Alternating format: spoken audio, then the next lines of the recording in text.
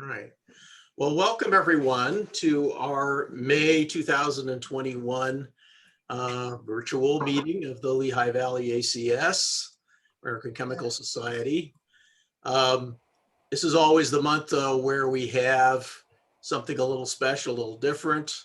Last year, because of the onset of the pandemic, we didn't really do anything of a social nature, but tonight we are, and we're fortunate to have Dr. Jeanne Berk of Cedar Crest College tell us a little bit about cheese chemistry. Now she's off and away somewhere up in Maine, Acadia National Park, but no problem.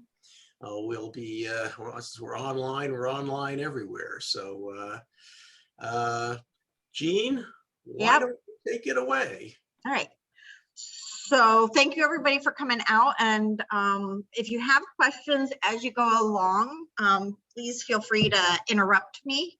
I think this is much more informal. Normally when I would run this, I would have a cheesemonger with me who would run the cheese tasting, but unfortunately she was not available to come online. And that is the nice thing about being online, is that I can be in Maine and we can still do this. It's kind of cool. So I teach an honors course with one of the biology professors here at Cedar Crest, and the name of the course is Cheese, Bread, Wine, and Beer. And we get into the chemistry and the biology involved in that. And so the nutrition department asked me to come up with a talk for alums. And so that's where this kind of talk came. So basically, chemistry-wise, a lot of chemistry, but we'll go into actually how cheeses are made too. And then we'll come back into some chemistry looking at compounds that give unique flavors to cheeses, okay?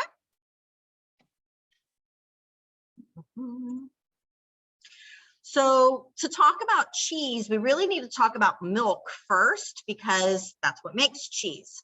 And then we'll go into the cheese production. We'll talk a little bit about texture and the different types of textures of cheeses. And then the thing that we probably all love about cheeses is their flavors associated with them. So when we talk cheese chemistry, we really have to start off with milk chemistry. And we all think about it. We all drank it as a little child, but you know, who thought about the chemistry of that? It's actually a very complex fluid. There's more than 100 different compounds in milk. The major component though is water. 87.7% of milk is water, which is represented by the large blue portion of the pie chart. When it comes to cheeses, we actually remove the water. So that means that when we make cheese, we're only using a very small percentage of milk to do this really fascinating chemistry. Fats make up about 3%. Milk sugars, the primary milk sugar is lactose, about 5%. And then the most important part of milk for making cheese is the proteins, which make up 3%. And out of the two proteins, there is casein and whey or serum proteins. And we'll see that they have very unique characteristics. The last component in milk is salts. And sometimes for different types of cheeses, you'll find that they'll add more salt to it. Now, I don't want to bore you with getting into the specifics, but one of the big things is that cow milk, goat milk, sheep milk, and even the breed of cow, Holstein or Jersey, is going to give you slight differences in these percentages. So these are kind of more average stages. You'll also see that the composition changes based upon what we eat, like grass-fed beef, cattle, and also whether or not it's a female cow and if it's in its lactation phase or not, because of the composition. So when we start talking about milk, probably in middle school or high school, we talked about colloidal suspensions, and milk is an example of that. There are actually a couple different types of things that are suspended in milk. We have fat globules, and they basically are an emulsion. And then we actually have milk proteins, casein being the major one that's not water soluble and so is suspended in the solution, and it exists in what's known as a micelle, which is also going to be really important when we get into cheese production. And so I have a model there showing you what a micelle looks like. And basically, a lot of times this is going to be a polar head and a non-polar tail. And so the non-polar tails all kind of want to congregate together, and all the polar heads want to congregate together too. So one of the fun things about milk is that it scatters light, and that's because it is a colloid. And so if we look at milk at regular everyday eye looking at it, it looks white or opaque. But if we look at it underneath a magnification, if we go down to 1,000-fold increase, you can start to see the fat globules suspended in that solution. And if we go down to 10,000 magnification, you'll actually see the casein micelles really small in between all of the fat globules. And what it is because of those suspended particles, as light passes through it, the smaller particles scatter that light. And the smaller the particles, the shorter wavelength they scatter. And so if you've ever noticed if skim milk, it's had the fat removed, so it's removed the larger particles, and so only the smaller ones are in there, and so that's why it has kind of a blue tint to it. You'll also see when we get into some of the other components that there are carotenoids, which give it kind of that orangey yellow associated with milk too, and riboflavin, that when we separate the casein from the whey, will actually have a kind of a green tint to it, which is due to riboflavin.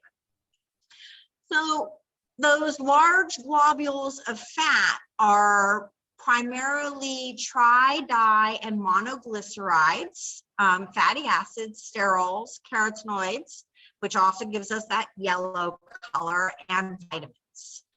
Triglycerides account for about 98.3% of the milk fat. But remember, fats only make up about 3% of milk as a whole. When we look at their structures, about 65% of the fatty acids in the triglycerides are saturated, and 30% is monounsaturated, meaning it has one carbon-carbon double bond, and 5% is polyunsaturated, which means it has two or more double bonds in it. And so commonly in the United States, what we have is what's known as homogenized milk. And it's basically put into a kind of like a big, huge blender at really high speeds. And what this does is breaks up the really large fat molecules into smaller ones, which suspends them. And because they're really small, they don't tend to clump together. So if you're old school and you've ever gotten old-fashioned milk and you let it sit in the refrigerator, you would actually see that it would separate and you would get a layer of what was called cream on top, and that was all the fat. That's all the good stuff, really, truly. So most milk today, you don't find it that way. It's all pretty much homogenized. So talking about those triglycerides, going into biochemistry here. So we have a glycerol backbone, which is represented on the left. And then there are up to 3 different fatty acids attached. So I don't know if my pointer is going to show here. Let me see if I can get a laser pointer going. Okay, so this is the glycerol. Okay, and then here's our 3 fatty acids. And when we connect those together through an esterification reaction, we form what's known as a triglyceride, and we get 3 water molecules out of that. So when it comes to milk, there's about 15 to 20 different fatty acids that have been isolated from various milks, and they make up about 90% of the milk fat. And so over on the right, you'll see that the fatty acids are classified as being long chain or short chain. And so basically short chain is up to 10 carbons in length, and long chain is anything longer than 10 carbons in length. So you'll see here that, of course, my camera is sitting. Let me move you guys so I can see. Oleic acid is a C18, so that means it's got 18 carbons, and then it's got the colon 1, which tells me it's monounsaturated and has one carbon-carbon double bond in it. One of the more interesting ones is the butyric acid. It's very specific to ruminate animals like cows and camels that have that extra stomach. And if you ever smell bad milk or bad cheese, this is what you're smelling, is actually butyric acid. It's what gives it its rancid flavor and smell, because that triglyceride gets broken down, releasing the butyric fatty acid. Okay. So the other major component is milk sugar. This is the lactose. It is a carbohydrate. And again, the milk content for it's going to be anywhere between 4.7 and 4.9, around 5%. And the reason that most mammals produce milk is to feed their young, and the milk sugar lactose is basically the energy source for that young. So it gives them their extra calories to get them young, going, and strong fast. So lactose is a disaccharide. It's composed of two sugars, glucose and galactose, okay? And so we've got our glucose molecule, we've got our galactose molecule, and they come together and we get lactose. And so this is why a lot of people can't drink milk. They have what's known as lactose intolerance.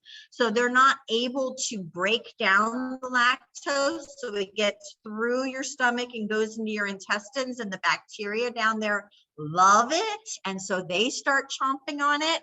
And well, they do that and they produce lots of gas. And that's why a lot of people who have lactose intolerance will avoid it, because it causes a lot of indigestion.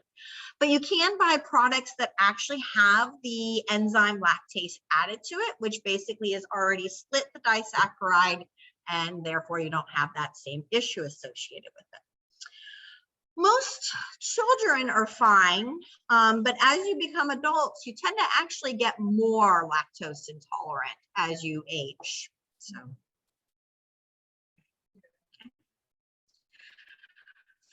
the glucose and galactose can actually fermented into lactic acid, and this is what gives us sour milk. So I've got the structure here for lactic acid, and she's got a nice sour puss face going on there.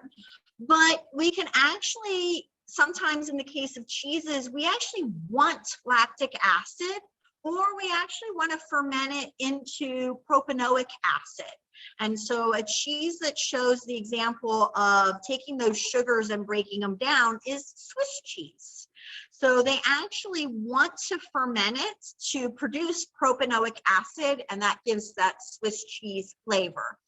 Swiss cheese is also famous for its other characteristic, that it has holes. Those holes are called eyes in the Swiss cheese industry. And the smallest component of milk is minerals. And actually, cheese is great for this too, as we'll see. So milk, of course, we all think of it as calcium, strong bones growing up. And so even the cheese is going to have a lot of calcium associated with it. But you also get magnesium, phosphorus, potassium, selenium. And basically, they actually help in the process of the cheese making. And so you'll see that for certain cheeses, they'll add calcium to the mixture. Okay. And the amount of calcium is going to be an important factor in the firmness of the cheese curd. So if you want to make something like cottage cheese, you don't want to have a lot of calcium. But if you want to make something like a Parmesan Reggiano, nice, strong, hard cheese, you're going to want to have a lot of calcium in there. Typically, they're in salt form, such as calcium phosphate. And then we get into the important part, proteins. So if you remember your biochemistry, proteins are chains of amino acids connected through peptide bonds. There are 22 different amino acids that can be combined to make proteins. And out of the 22 amino acids, there are 9 that the human body cannot make on its own, and we have to get them through our diets. And so cheese is great because it contains all 9 of those essential amino acids. So another reason to eat cheese. And so just as a reminder, here is a structure of a peptide, okay? And so each of the lines is separating a different amino acid, and then we talk about them in terms of the C terminus and the N terminus, because they, being an amino acid, we have an amine and a carboxylic acid. So just going back to the beginning, protein makes about 3% of, and what's nice is that milk contains all 9 of the essential amino acids. When it comes to milk proteins, there's 2 categories. They're broadly defined on their chemical composition and their physical properties. And so cow's milk is 82% casein, and the other 18% is serum or whey proteins. And what's important between these 2 is their solubility. Casein contains phosphorus, and it can be coagulated or precipitated out at a pH of 4.6. We refer to this as its isoelectric point, whereas whey proteins are water soluble. They don't contain phosphorus, and so even at a pH of 4.6, they don't come out of solution, so they stay soluble. And so if you go back and think about your childhood home, little Miss Muffet who sat on her tuffet eating her curds and whey, they would not have wasted the whey back then, because the whey was protein. And so it was a really good energy source for them. So she would basically be eating curdled milk, cheese, a fresh cheese, but she didn't have whey. So we will see that in our cheese process. So when it comes to casein, there's a whole bunch of different casein proteins. There's alpha S1, alpha S2, beta. The one we find important in cheese making is kappa casein. So kappa casein has these little hairs associated with their micelles. And because of the hairs, they can't aggregate on their own, and it keeps them from sticking, and so they stay suspended in milk. So the whole key to making cheese is basically figuring out how to cause those little micelles to come together, group, clump, and fall out of solution. And so that process of coagulation, we would call it precipitation, really, okay? And when it comes to making cheese, we can do this using rennet, which we'll get into in a little bit, or acid. And so one of the key things we'll see when we start talking flavor and texture of cheeses is that how the coagulation is done is going to really affect a lot of the properties of the cheese. So one thing you'll find is that cheeses that have had the little kappa casein micelles reacted with rennet will actually give us a good melting cheese. Whereas if we use acid, we'll find that it's not a good melting cheese, and it tends to be a little on the softer side, as we'll see. So as the casein coagulates, because we've reached a pH where it comes out of solution, the whey will stay in solution, but what we create is this 3-dimensional lattice or backbone structure. And one of the things that happens is that it traps fat, water, and minerals and anything else we've added to the milk in that 3D structure. And so that's why cheese is so good for you. You get your calcium and a little bit of fat, not too much, and a lot of those other minerals in there because of that. But what we find is that means that when it comes to cheese, the most important thing is casein, 3%. So what can we use to make cheese? We can use cow's milk, goat's milk, sheep. I've actually seen around in New Jersey, water buffalo mozzarella cheese coming in.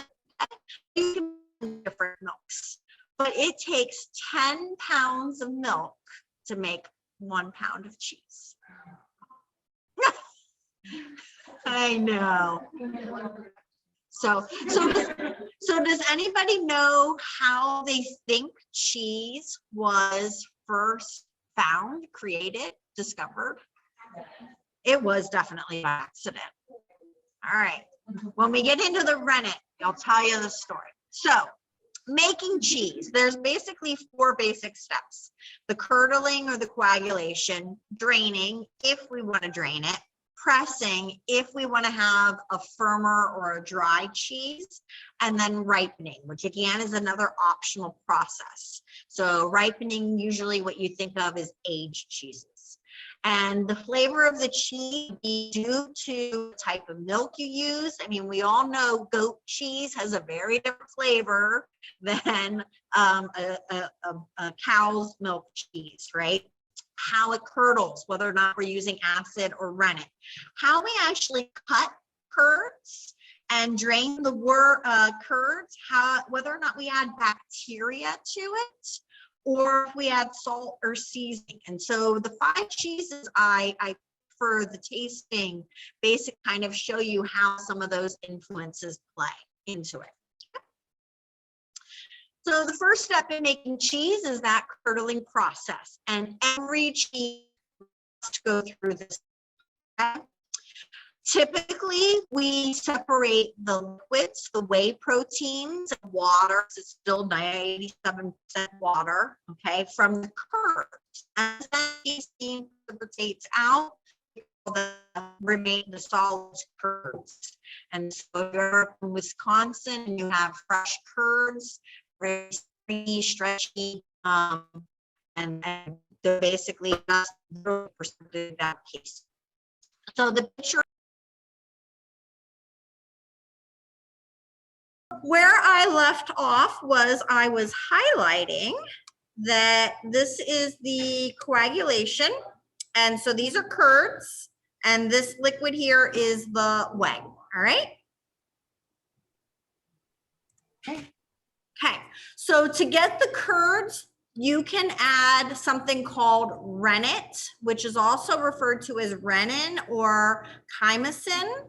And it comes traditionally from the stomach of a young milk-fed calf, lamb, or goat. And so the archaeologists actually believe that cheese was first made because they used to use stomachs to carry water or other liquids because they are waterproof. And so if it wasn't completely cleaned out, then if they filled that stomach with milk and they went for a long camel ride, horseback ride, the shaking would actually cause coagulation. And so when they would go to get a drink of milk, instead they were getting cottage cheese, basically curd. So as many of the students here will sit here and say, you know, becoming vegetarian wants to have rennet from a stomach of a small mammal. So there's actually vegetable rennet, which is actually made from either artichokes, fig leaves, or safflower. And so you can actually get vegetarian cheeses made from this. More recently, in the 1970s, there is a form of rennet that was made from various molds. Okay. For acids that cause coagulation, you can use acetic acid, which is basically just vinegar, citric acid or vitamin C, and a gluconodelta-lactone, which is a mild food acid, a little more specialized. Not most people are going to have that in their kitchen, but vinegar, you can make cheese at home very easily with it. A lot of cheeses are made with a starting culture that involves adding bacteria. You got Streptococcus thermophilus and Lactobacillus halvituctus, if I'm saying that right. I'm not the best at Latin. And so if you think about the lactobacillus, it's going after those lactose sugar molecules. They're referred to as lactic acid bacteria because they're going to take those triglycerides, break them down, and produce lactic acid. And so depending on what type of cheese you're making, you're going to use different mixtures of cultures. So for rennet, what's really interesting about it is that the enzyme takes those kappa caseins and it basically shreds off all of the hairs. And so what was keeping them from being able to clump together or aggregate is now gone. And so they start to aggregate and we create a curd. Cheeses that typically are made using rennet coagulation are Cheddar, Gouda, Queso Fresco, and a lot of others. Okay. For acid coagulation, we're basically just using a process of adding protons and balancing charge, right? So we reach the isoelectric point at a pH of around 4.6 and the casein starts to precipitate out. And so what we find is that we're basically neutralizing the negative charges associated with the kappa casein, and then they can fall out of solution. So cheeses that are made this way include cottage cheese, quark, and chèvre. You can also use acid and heat. This is kind of like a subset under acid coagulation. What's interesting about this one is that the heat actually starts to denature the whey proteins and they become sticky and they start to stick to the casein. So you actually get a little more protein out of these types of cheeses because you're actually getting more of the whey protein involved. And cheeses that use this type of coagulation method are ricotta, mascarpone, and paneer. So after you've created curds, you need to drain the whey away from them. And again, depending on how you do this, is going to determine your firmness and texture of the cheese. When it comes to cheeses, you always will find that there's lots of different methods. The two main ways to drain cheeses is lactic, where basically you have it hang and the whey just drips away. Or you can have stimulated draining. So for example, mozzarella, which is kneaded and stretched, or you can cut it, stir it, or press it. And so here's an example of a wire mesh being used to cut the curds. Then we want to press it. So typically you're talking about firmer cheeses here where we're trying to get more of the whey out of there. And again, we find that you can do a lactic press where basically you just stack the curds on top of each other and you let just natural pressure push out more whey. Or you can use stimulated, which basically can be anything from a hand press, or as this example here shows, it's a mechanical press, literally pushing the whey out of the cheese. Okay. At this point in time, the curds are also put into what's called a mold. And if you've ever gone to a grocery store, you've seen that cheese comes in all kinds of crazy shapes. And every one of those shapes serves a major purpose. The height to width and the surface mass ratio is going to determine how the cheese ripens, how moisture can evaporate out of it, and all of that. So those molds are actually very specific to the type of cheese. And so you've seen like long logs, big, huge wheels, and they all have that specific shape for a specific reason. So that takes us to ripening. Not all cheeses are ripened, okay? So typically we talk about fresh cheeses, which have no ripening, or we talk about ripened cheeses. And when we say ripened, it doesn't have to be a long time. A ripened cheese can be 2 weeks, okay? Or up to 5 years or longer for some cheeses. So basically, when it comes to ripening, this is where it really becomes a true art form. You'll find that they can wash the cheeses with bacteria and enzymes. They can add a lactic acid culture. They can add more rennet. They can undergo what's known as lipolysis. They can add mold or yeast, or a lot of really old traditional Europeans, they stick them into a cave and they let natural environmental contaminants just kind of grow onto the cheeses. And so all of this is happening. The big thing that's happening in the ripening process is that we are breaking down that lactose, sugar, proteins, and fat. And so there's 2 major chemical processes occurring. So when it comes to ripened cheeses, we can do what's called an interior ripening or a surface ripening. So in an interior, we're starting with the process from within the cheese working outward through the body. And so the cheese is usually vacuum packed or has a wax coating. Sometimes you've seen like a red wax coating around it. And that's to keep oxygen and other things away from it to allow it to work. So Swiss cheese and cheddar cheese are 2 examples of interior ripen. Or you can do a surface ripen. So here they'll sometimes wash it or treat the outside of the cheese before they ripen it with cultures and that. And so it works from the outside in. And again, they can add different molds and stuff to do this. And they'll have their own natural rind.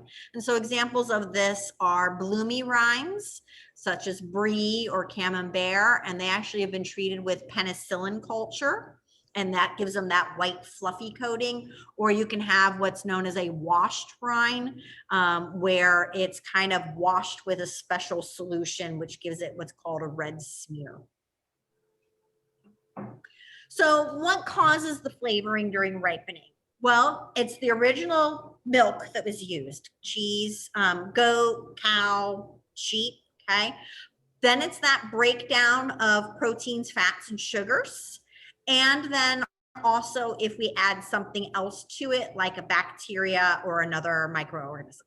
But it depends on pH, composition, what salts you add, what temperature you're at, what humidity you have. In other words, to be a good cheesemaker, you got to have a lot of experience.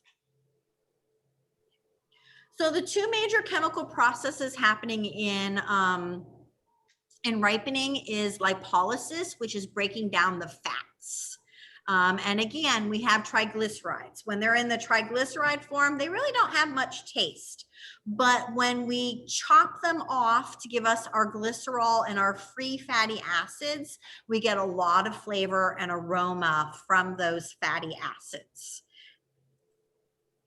And then the other type of chemical reaction occurring is proteolysis, which is the protein breakdown. In the real world, if we want to think about it, it's known as putrefaction, which is basically when it happens when animal proteins start to break down. Animal proteins tend to have a pretty nasty smell because they have a lot of sulfur-based amino acids, such as putrescine, a chemical that is known for, in forensic science, is the smell of death, okay? And so there are 3 general types of proteolysis going on. You're basically taking larger proteins and breaking them down into smaller ones. And this can give you what's known as bitter or brothy flavors. And then you can actually break down the peptides all the way down to amino acids. And so the amino acid tyrosine is actually something you see as crystals on really good old Parmesan Reggiano cheese. And then from there, you can actually take and break them down into aldehydes, alcohols, carboxylic acids, and sulfur compounds. And so when we get into flavor chemistry, you'll get to see some of those types of molecules. So when we talk about cheese texture is probably how most people describe cheeses. We talk about them in terms of firmness. Is it a moist, soft cheese, spreadable cheese, or a hard, crumbly cheese? There really is no true classification of cheeses, okay? We typically just divide them into soft, medium, or firm. So soft, we're talking about something like Brie, okay, which is very soft and spreadable. It has a high moisture content. It has a pretty high fat content too. And so we'll see that this could be either surface ripened or interior ripened. Both of them can be soft. Then you can have firm or semi-firm, okay? And these tend to be uncooked, so no heat, pressed cheeses. They tend to be pale yellow in color, and basically they're heated more, which produces more of a compact cheese, drives out more of the whey. So examples of this are Cheddar, Gouda, Monterey Jack. And then there are the blue veined cheeses. These guys are not cooked and not pressed, and they are actually needled or spiked with a steel rod.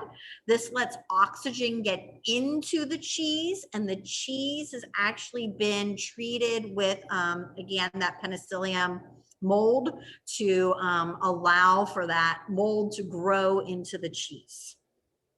And they tend to be very strong flavored and crumbly in texture.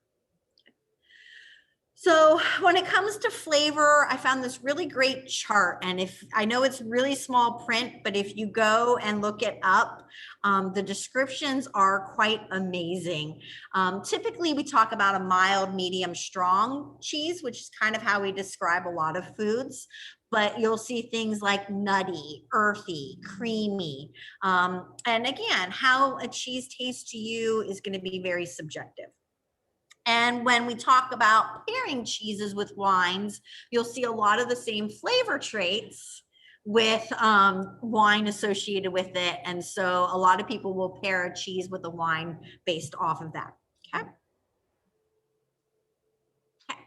So that lipolysis breaks down the triglycerides into fatty acids. And here's where we actually really get to see the fun chemistry of cheese. So we mentioned that butyric acid, which is kind of that rancid smell. The flavor described to it, I love this, is baby vomit. I just think that that's like the most descriptive sounding way you can say it. And the two cheeses that contain a fair amount of butyric acid are provolone and feta, okay? My students are all giggling back here. So then we get into the medium length fatty acids, and these are your goat cheeses: caproic acid, caprylic acid, and capric acid. They're all described as goaty, barny, or soapy in nature.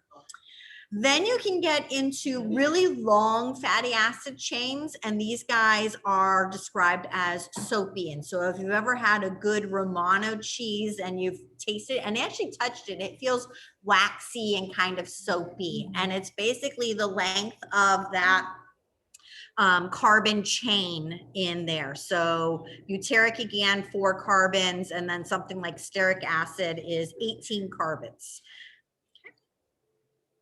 So some of the other fun compounds describing flavor of cheeses, you can have mushroomy, which is described in Bries and camemberts. You usually smell it at the surface of older white mold cheeses, okay? And so what we find is that it's breaking down the fat into 1-octene 3-ol, known as mushroom alcohol, because it smells like mushrooms, okay? Then you can have earthy, which can be described as musty, cavey, dirt-like, basement-like. I love this. It's just, I never think of these when I describe cheeses.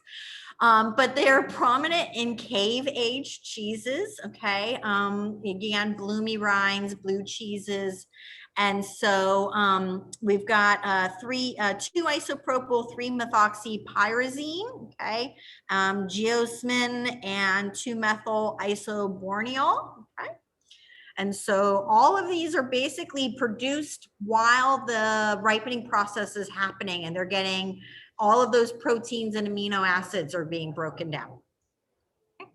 Then we've got milky and buttery. Okay, these guys are usually associated with fresh milk cheeses. They tend to get overpowered quickly, and so they tend to be only tasted in young or fresh cheeses, such as ricotta, mozzarella, mascarpone. And these guys are made up mostly of lactones. And so here we've got gamma decalactone, whereas Dr. Welch, she's doing research with this.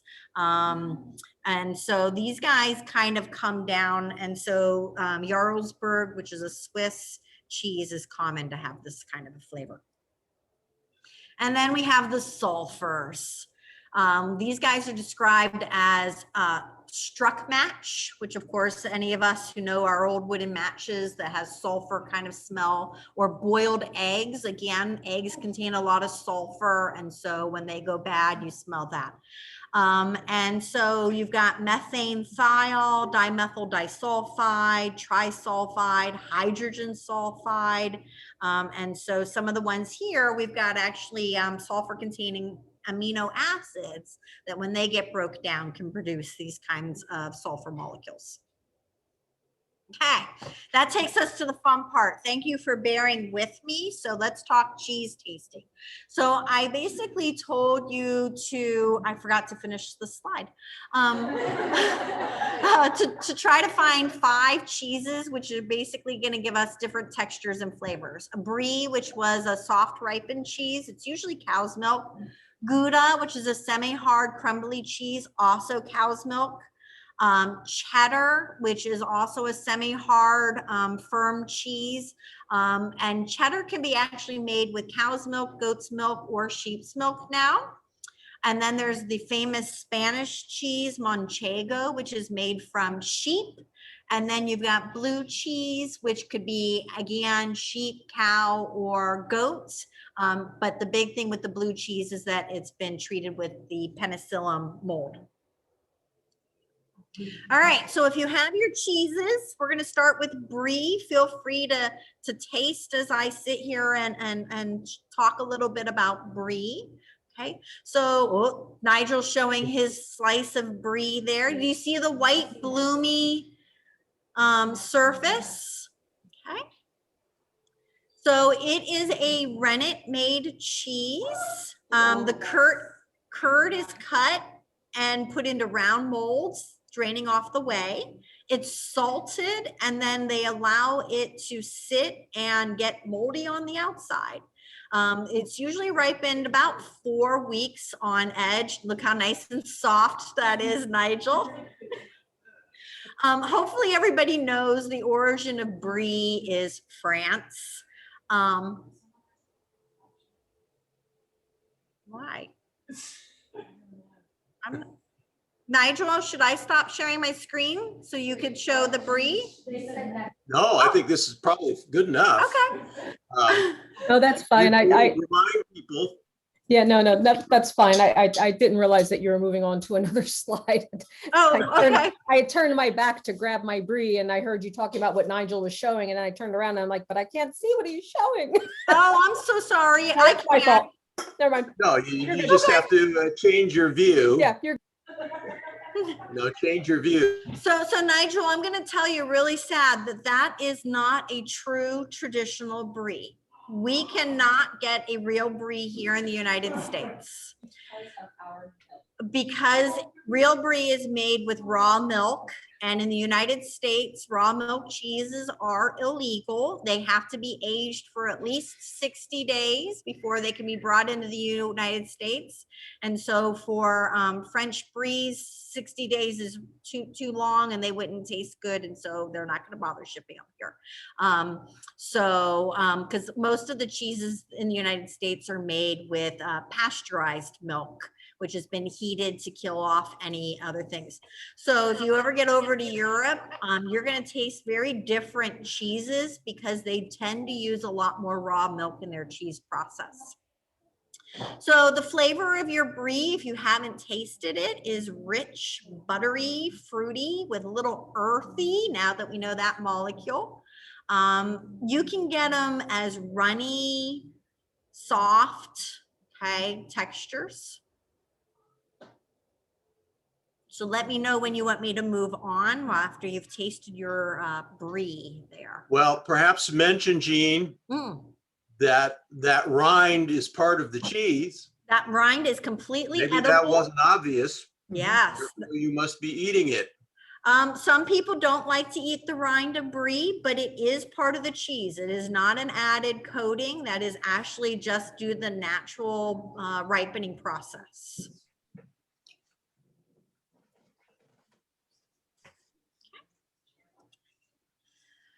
So the second cheese I suggested you try is a Gouda. This is a internally bacteria ripened cheese. It's traditionally made with cow's milk. It can be made with raw or pasteurized milk using a natural bacteria, and again, rennet. This one is a much firmer cheese, so it is compressed to remove more of the whey. Then they salt it. What they're trying to do is kill the bacteria on the outside and keep it so that only the bacteria from the inside ripens the cheese outward, okay?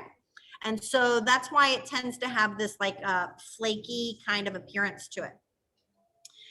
You'll see that it really doesn't have much of a rind. It just gets a little harder towards the edges, okay?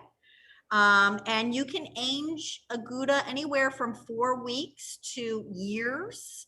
And they tend to age it in a warm condition so that again, it kind of dries it out and makes it a little firmer.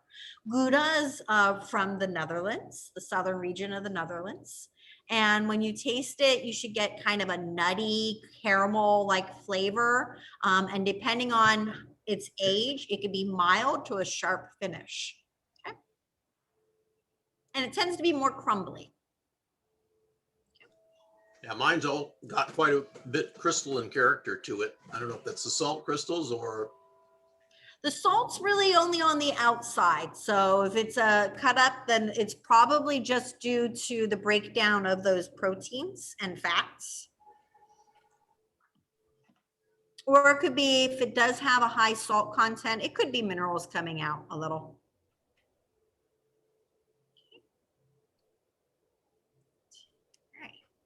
The third cheese I suggested was a cheddar. Okay. Cheddar is the most popular cheese in the United Kingdom, and it's the second most popular in the United States. Mozzarella is #1 in the United States. Yeah. Okay. This one's also traditionally a cow's milk. It is also a rennet cheese. This time the curds are made into slabs and they stack them and they flip them to help draw out the whey. And then one of the interesting things, of course, when you think cheddar, you see white cheddar and yellow cheddar. The yellow cheddar is due to a vegetable dye that's been added. It's called annatto. It's actually the inside of a seed from a tree in Costa Rica. And it's used for a lot of food coloring. It's a completely natural vegetable dye, but basically it was added to control the consistency of color. So I guess when they were making one batch of cheese to the next, it had a little more yellow in that. So they decided to just add yellow and make it a yellow colored cheese. It comes from, needless to say, the English village of Cheddar in Somerset, England. But now cheddar is kind of a generic term. It's actually produced pretty much all around the world. When it comes to cheddars, you can get a mild cheddar to a sharp cheddar, depending on its age. The milds tend to be aged 2 to 3 months. But if you get into the premium extra sharp, you're talking 1 to 5 years of aging. Okay. It's considered a semi-firm but creamy. So it's kind of, it doesn't crumble when you chew it. It tends to stay creamy. Okay.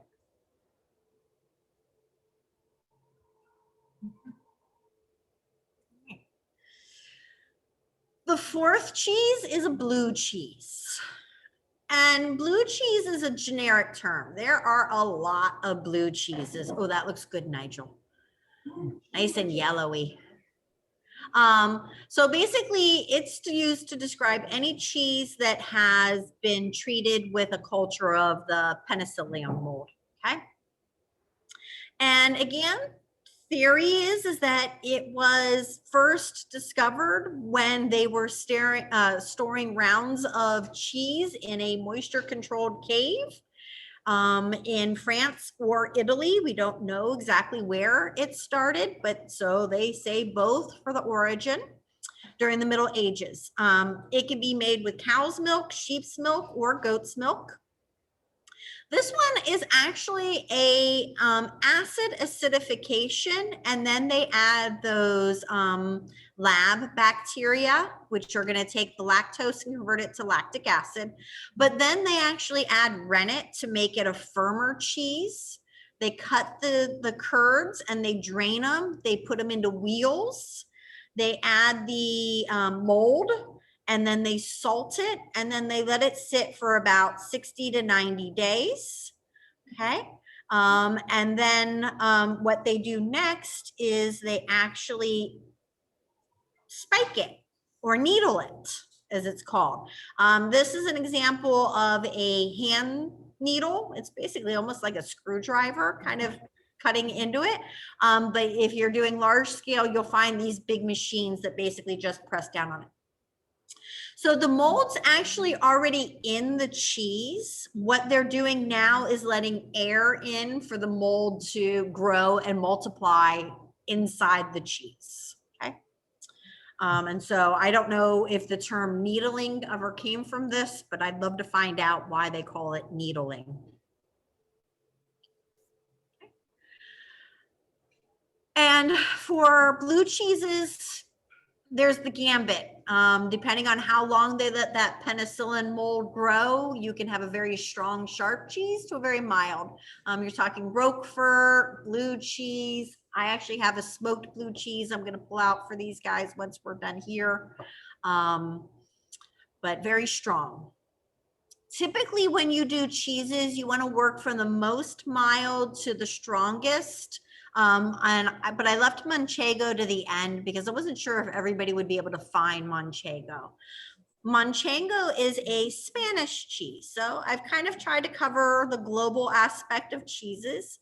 It's also a semi-firm cheese, but it is a very specialized cheese. It can't be called Manchego unless it has been grown into the area known as Castilla-La Mancha in Spain. It is a sheep's cheese. It has to be made with the specific sheep known as a Entrefino breed, and it has to be raw milk. So again, I wasn't sure whether or not we'd find it in the United States, but it is aged long enough over the 60 days. So that's probably why we can get it. So here they heat the cheese, they add the lab culture and rennet, then they take the curds, cut them, then they put them in their molds. If you can find an artisan Manchego, they actually use a grass woven mold, whereas the larger industrial companies are going to use plastic ones. Then they actually soak it in a brine, and I thought this was really interesting. They brush it with olive oil to lock in the moisture and add more flavor to it. And then they age it for 2 weeks up to a year. Okay. And it is a very flaky, crumbly cheese. It should have a buttery nutty flavor, and I will give bonus points if anybody can tell me what fatty acid is described by piquant. By piquant. I didn't say it, but I said the other word for it. Baby vomit. It has a lot of butyric acid. Yes. He did. He showed us a Manchego. Yeah. And that is all I have for you. So to finish us up, I have a cheesecake. I was like a cheesecake. I was looking at you when you said that, and I was like, what? Yeah, look at the picture. And I'm like, oh, So anyhow, she's clever. yeah. So, and do you have any questions? I'm not sure how much I can answer. I'm not a cheese expert, but So if you're like allergic to penicillin, does that affect like you being able to eat the stuff like washed in or like that has penicillin stuff in it? Can you repeat the question? The question is, if you're allergic to penicillin, can you eat blue cheeses? Ah. I'm not sure it's the same penicillin mold. Like, I'm not sure this produces penicillin, the drug we think of antibiotic wise or not. I actually don't know. I mean, I have allergies before, but Yeah. I was wondering. Okay, another question. Okay, so mozzarella. You were talking Mozzarella. about the different steps that it takes to make cheese. So is mozzarella just like that first step? Or is it So mozzarella is a cheese that is, you got to make the curds. Every cheese has that. But then to remove the whey, because it's a rennet cheese and it's heated, they actually twist and stretch it to remove the whey. And so that the fresh mozzarella's are strong and stringy because it's been hand kneaded. So that's the draining process. And then it's a fresh cheese, so it's typically not ripened. But you can find smoked mozzarella, which then has been aged by smoking it. Yeah.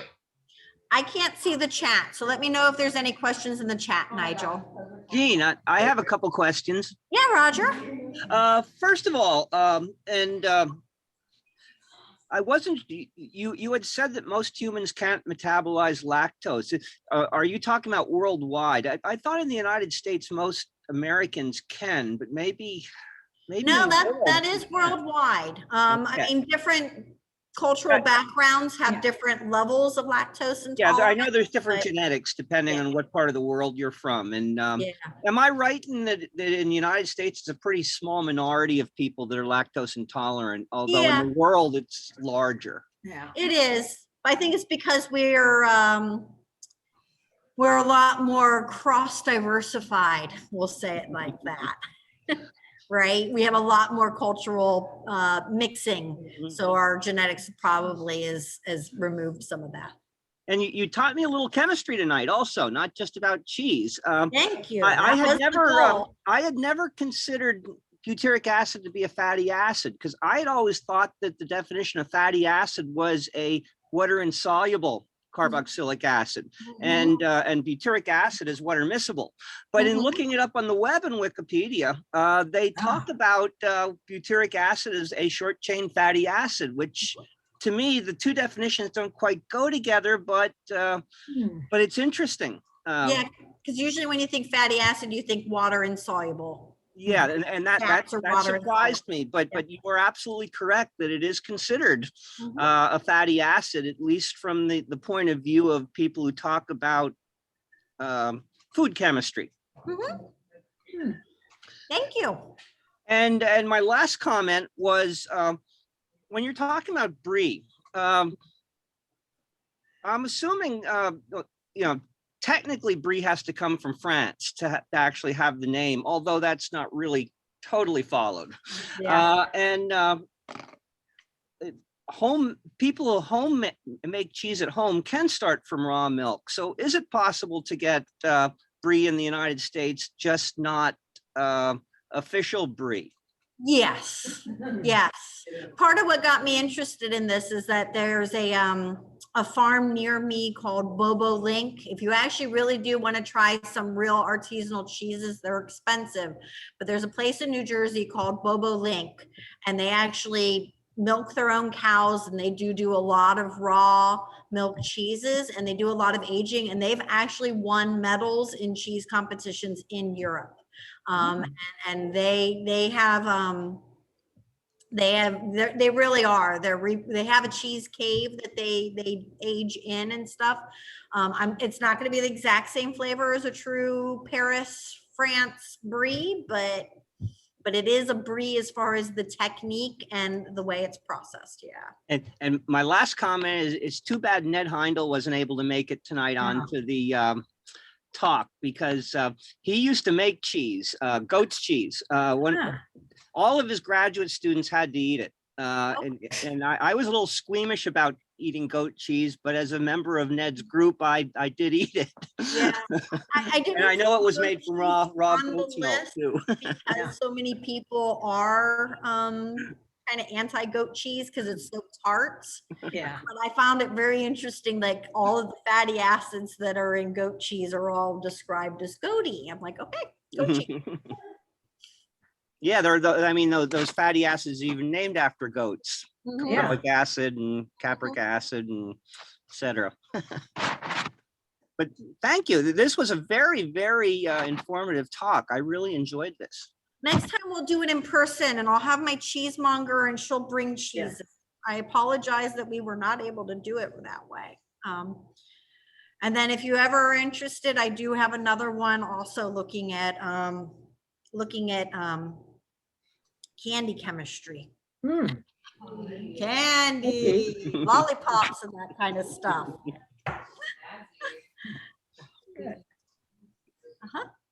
All right. Nigel, do you have anything else? I'm going to stop sharing my screen. You asked him to show us The Manchego. The class I have here would love to see the Manchego again. If you can put that up on the screen. Yeah. Yeah, that. Oh, It's a fairly, it's a fairly fine grain cheese. It doesn't have any big hunks in it that I can see.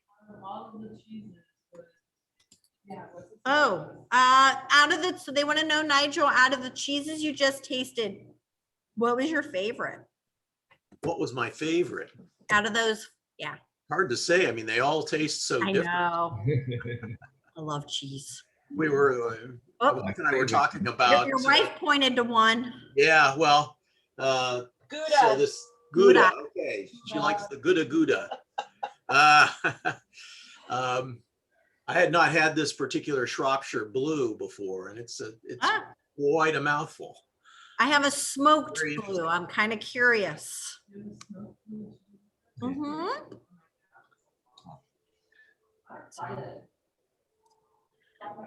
All right. And if anybody is ever interested, if you want to do something at your school with this, I'm more than willing to come through. I'm actually going to be doing a workshop at the Eastern Analytical Symposium with high school kids to do this. So, when Penn State when our campus starts doing talks, faculty invitational lectures, I'm going to invite you. I think this would be a great talk to give to our campus. yeah, I've done it to the nutrition department, and again, I don't go too deep into the chemistry, but there's enough chemistry there to keep you kind of excited as a chemist. Yeah, well, I mean, for it would be perfect because our campus doesn't have departmental seminars. It's just it's for our undergraduates for all different disciplines, and I think this would be a great talk. Great. Really impressed. Thank you. So one last thing, we did promise something on wine pairing. Again, something we would probably try to do under other circumstances, right? Are you hearing me? Yep, we got you, Nigel. Okay. So I just had this one slide. Of course, like anything else, what's pairing to you is not pairing to someone else. So I'm sure there's 1,000 different ways you can enjoy these cheeses with different wines. But if you want to know a place to start, typically with a mild cheese, particularly these creamy cheeses like the Brie, we were just tasting pairs best with a sharp or acidic wine. Chardonnay, for example, Sauvignon Blanc, or maybe even Champagne. Oftentimes the French have Champagne with Brie. Nutty cheeses like the Gouda or Gruyere, you're talking about something fruity. So something nutty with something fruity kind of goes together, some sense. And a Malbec, a Shiraz, Beaujolais, Pinot Noir, any wine that relatively young and has a lot of the fruity taste in it would go well with a nuttier flavored cheese. As you go to the bolder cheeses, it gets a little bit more difficult because you have such a statement coming from the cheese itself. What can you pair with that? So you're going to have to go, just like you were going with red meats, to a very strong flavored wine. An aged wine such as a Cabernet Sauvignon would be a typical sort of red wine that you would perhaps pair with cheddar or equally strong aged cheeses. When you get to those really stinky cheeses like the blue that we were looking at, or Roquefort, Limburger cheese, you're kind of in a quandary there. And the rule of thumb apparently is if it's stinky, pair it with something sweet. So something like an aged port would be an example of a very sweet wine, a fortified wine in that case, that you might want to pair with a stinky cheese. Cream sherry would be the same sort of thing, or even an ice vine, a very, very sweet white wine. Finally, with something like the Manchego, the sheep cheese, there's such a complex variety of flavors there. Again, it's kind of hard to pin down one thing, but another rule of thumb is stay regional. So if you have a archetypically Spanish cheese, why not go with an archetypically Spanish wine, such as Rioja? Perhaps the Tempranillo version of Rioja would be the kind of sort of thing you would pair with that, or maybe even a very dry sherry. So just a few suggestions on pairing with wines. Sounds wonderful. Great. I knew you would find it so, Lorena. Can't wait for the face-to-face version of this.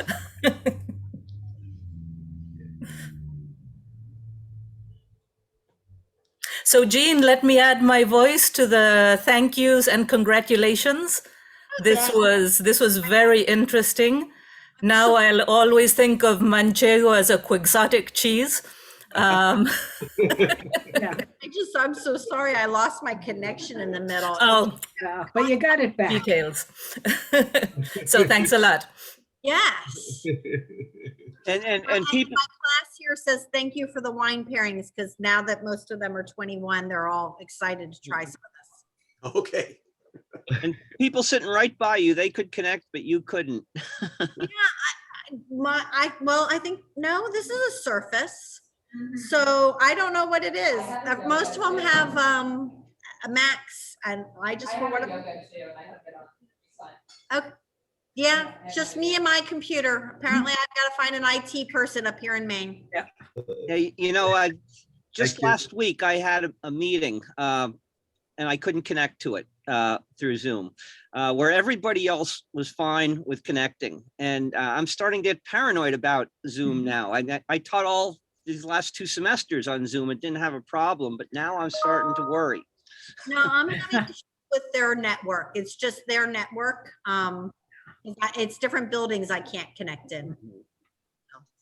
But I thank you for bearing with me, and I thank my students here for saving me, because I would have been in trouble otherwise. But then again, I wouldn't have been here if it wasn't for the students being on this trip. Thanks so much, Jeanne. It was really Yeah. good. Thank you. All right, enjoy everybody. Night.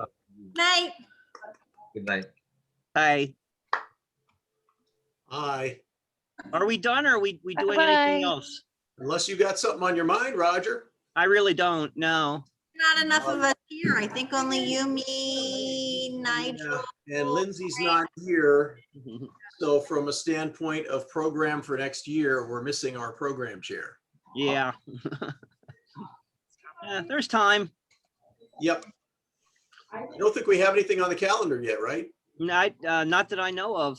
No, though, you should talk with Lindsay. Iron Pigs is now open for business if we wanted to try to do something outside together. I'm starting to get more open to that. You know, when we first talked about it, I really didn't think it was a good idea, but I'm starting to think maybe it's not a bad idea. All right, well, we can do that via email. Thank you so much. Enjoy All your right. time. Oh my gosh. Enjoy the trip. Oh, I am. It's a nice decompression after this semester. I know. All right, we'll see you guys. See you, Nigel. Bye, Mike.